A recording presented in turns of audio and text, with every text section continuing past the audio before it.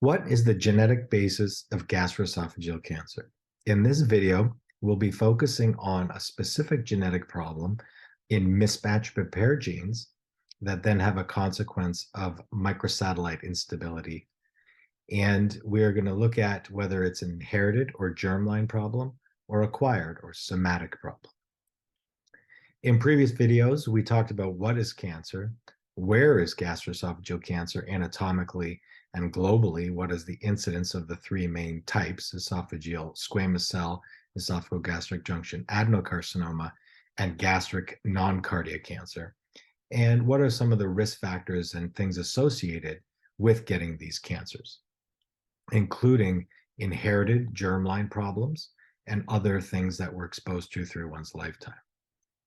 We also had a video about why and how we get cancer and went back to cancer biology to look at the DNA and understand that the DNA really is the problem in cancer, because DNA is a specific sequence of nucleotides in a specific pairing of base pairs that dictate through transcription the messenger RNA, and then through translation the specific sequence of amino acids that make up a protein.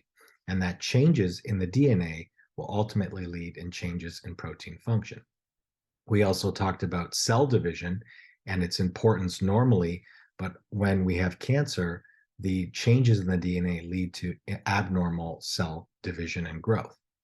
We also looked at how many base pairs we have in our genome, and that there are so many that with cell division, we are at risk for random changes just through chance.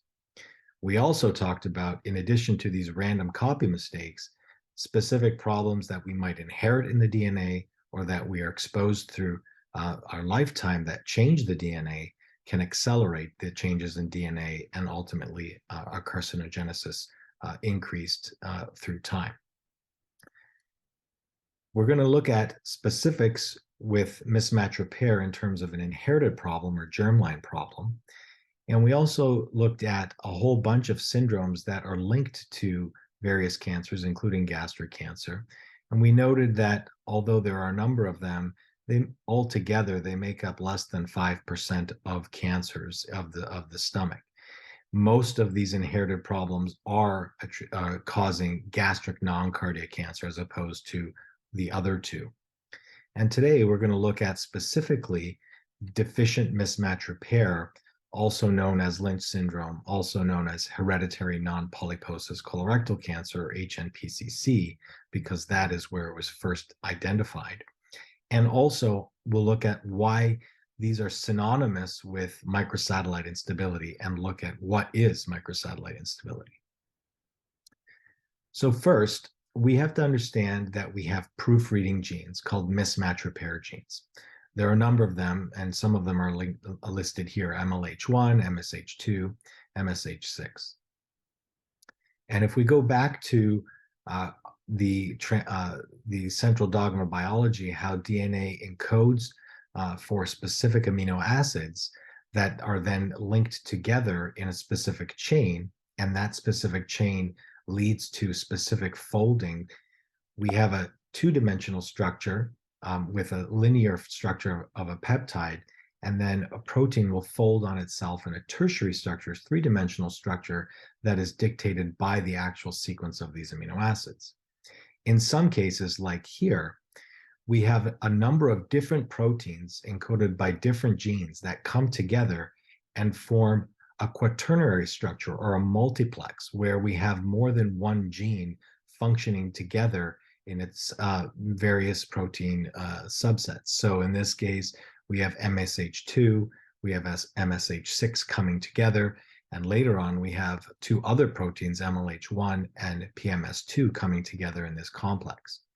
And so in the normal setting, these genes and their protein enzymes that repair DNA replication properly is called proficient mismatch repair.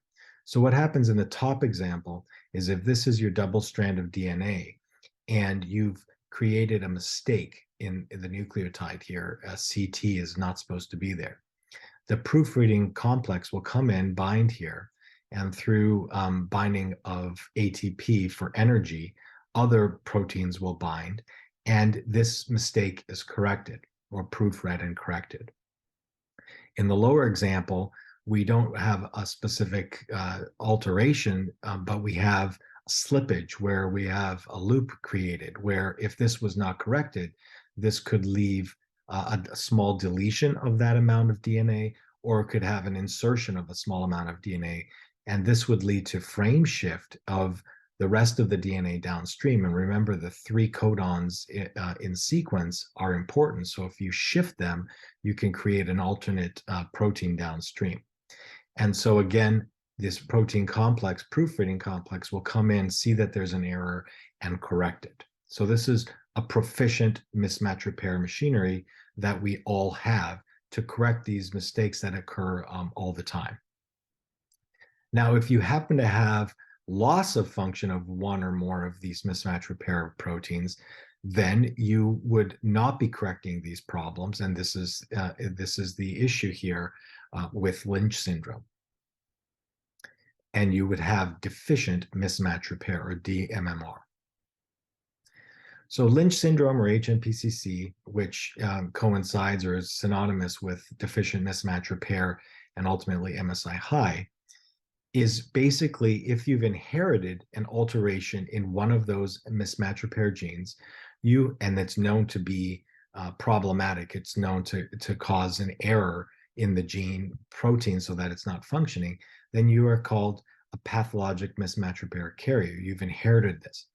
And what this slide is showing is that the risk of getting one of these various cancers, if you are carrying this from the time of birth. So for example, MLH1, if you have a problem or an alteration in that gene, you have about a 1 in 5 chance, or 21% chance, of developing a cancer in the upper GI tract.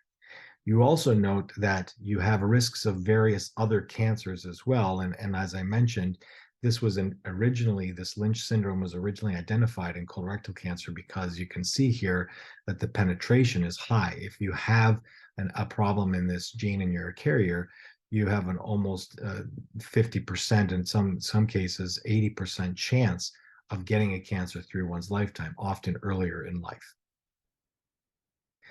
The MLH1 gene resides on chromosome 3. And going back to the why and how in cancer, we talked about how we have 23 different chromosomes and times 2 because we get 1 copy from mom and 1 copy from dad. And our 23rd chromosome is our sex chromosome, which determines whether we are female if you have 2 X's, or if you're male, an X and a Y.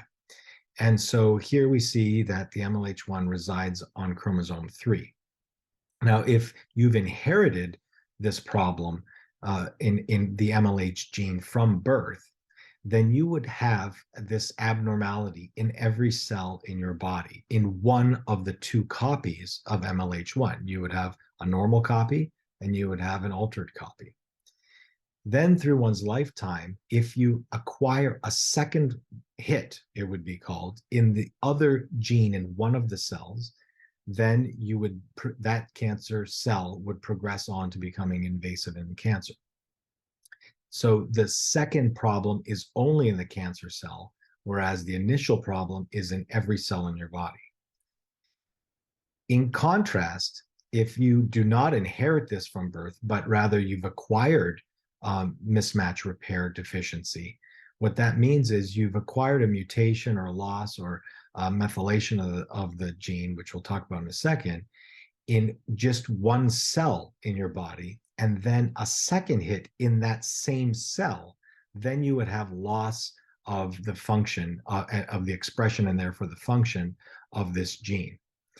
So what is promoter methylation? We talked about in the why and how we get cancer about promoters and how promoters reside in front of the gene along the DNA sequence, and that these function to turn on and off appropriately gene transcription to RNA and then translation to protein. And in the normal setting, the transcription factors would bind to this promoter region appropriately when it was appropriate for the cell to do so, and activate this transcription. Methylation of the promoter region, denoted here in black, would inhibit transcription factors to bind here and therefore inactivate transcription of RNA, and therefore you would get no protein. So this methylation occurs appropriately on and off in every cell to turn on or turn off various genes. In cancer, inappropriate promoter methylation occurs often in many tumor suppressors like MLH1. And so this is a common mechanism in the acquired setting to lose the expression of the protein. So again, in summary, in inherited problem, you have the mutation in all of the cells of your body, and then you get a second problem in the second gene, or the second allele, we would say, in only the cancer cells. In contrast, if you've acquired this problem, your normal cells would be normal in both alleles, but the cancer cells would have problems in both of the alleles of MLH1. And they can be a combination of one allele being mutated and the other one being promoter methylated, for example, or one copy can be completely missing or deleted and the second one methylated. And so that's how you would get loss of expression of this protein. Regardless, no matter whether it's inherited or it's acquired, the downstream problem is that you have now got deficient mismatch repair in effect. So why do we talk about MSI-High in the same conversation as deficient mismatch repair? And that is because microsatellite instability is a consequence of deficient mismatch repair. So what is a microsatellite? Microsatellites are DNA short repeats of these nucleotides scattered throughout our DNA. Repeats of nucleotides, like a common one is CA throughout the genome for a specific amount of time, like 6 repeats. And so the base pair would be GT. And so when you have this sequence, it is not uncommon to get what's called slippage, where it can loop up and then come around. And so this would create a problem if we didn't have mismatch repair proteins to come and proofread and correct it back. So in the normal setting on the left here, in the setting of proficient mismatch repair, if and when this occurs, it would be able to come by, proofread it, and correct it back so that you have 6 repeats again. And this occurs, just backing up, when you are dividing and replicating your DNA, that this loopage here could create in the daughter cell a different length of nucleotides, whether it's shortened or lengthened. In this example, it's lengthened because you've got an extra loop of CAs here, and it would become 7 repeats instead of 6. So again, in the proficient mismatch repair setting, it would correct it back to being 6, and you would have microsatellite stability. What this is doing is, if you get a sample of normal DNA from normal cells, whether it be from white blood cells or from cheek or skin, you would see a certain pattern of microsatellites. If you get DNA from your tumor cells and you sequence it, and you have the exact same pattern, then you would deduce that this is microsatellite stable. In contrast, if you have deficient mismatch repair, you cannot correct this looping, and you would then get in the daughter cells different lengths of these microsatellites, 7, 8, 5, 4. And as a consequence, when you sequence the normal DNA, you would have a certain pattern. But then if you get a sample of the cancer DNA, you would have a completely abnormal pattern that looks different from the normal DNA. And you would deduce that this is microsatellite instability high. So Lynch syndrome was first identified in colorectal cancer patients, and this slide is from a colon cancer point of view, but the concept is the same, and it functions the same way for all cancers, including stomach cancer. In the top, you see the progression through to cancer in the sporadic setting, meaning it was acquired through one's lifetime and not inherited, is that cancer will initiate over decades and progress over decades. And in general, the risk of getting a cancer, a colon cancer in this case, is about 6% in the general population at generally older age. In contrast, in the setting of Lynch syndrome, where you've inherited a problem in one of the mismatch repair genes, all of this is accelerated because you've now lost in every cell one copy of a mismatch repair gene. And so all it takes is a hit in one cell of the second copy, and then that cell can then be accelerated to progressing to cancer. And as we showed, the risk, if you have this inherited a pathogenic copy of a mismatch repair gene, is 40 to 80% chance of getting a cancer through one's lifetime, and usually at an earlier age. So then summarizing, mismatch repair that's deficient, and then as a consequence, microsatellite instability. On the left, you can have an inherited problem in the gene, for example, MLH1, which is one of the most common ones, where you have a problem that therefore usually will occur at a younger age because it's a higher chance of just getting a second hit. You've already lost the first one. And then you would get loss of mismatch repair. On the right side, in contrast, where it's somatic or sporadic, it's acquired through one's lifetime. Usually it takes a longer time to develop a cancer, and therefore you're older when you get this cancer. And a common mechanism is promoter methylation of the mismatch repair gene, and therefore loss of expression of the mismatch repair protein. And then loss of a second allele in that same cell then will progress through loss of mismatch repair. The consequences are the same, but the original problem is different. When you have deficient mismatch repair, then you have proofreading mistakes and the risk of getting lots of mutations throughout your genome, all kinds of genes, either loss of function of tumor suppressors and or gain of function of oncogenes that then leads to propagation of your cancer through accumulating many genetic changes. This hypermutation, when we get to molecular testing and relevance in treatment, is referred to as high tumor mutation burden, or TMB. In addition, you get that slippage in microsatellites and a lot of microsatellite instability throughout your genome, or MSI-High. It's more a marker of this problem, but at the same time, we know that microsatellites are scattered throughout our genome, sometimes even within genes.